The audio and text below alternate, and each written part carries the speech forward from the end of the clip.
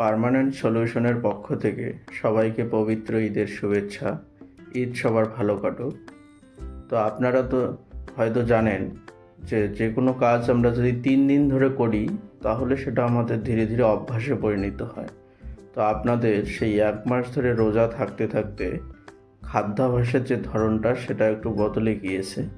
তো আপনাদেরকে আমি রিকোয়েস্ট করব যে আপনাদের এই ঈদের পরবর্তী সময় খাবারের যে ধরনটা একটু আপনারা সতর্কভাবে এবং সাবধানে খাওয়া দাওয়াটা করুন।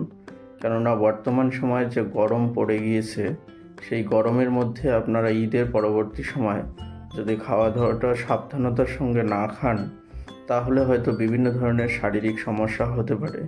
তাই আপনারা সাবধানে একটু খাওয়া দাওয়াটা করুন এবং সুস্থ থাকুন। ধন্যবাদ সবাইকে, ভালো থাকবেন। আর সেই সঙ্গে আপনাদের ঈদ খুব ভালো কাটুক সেই আশা রাখবো।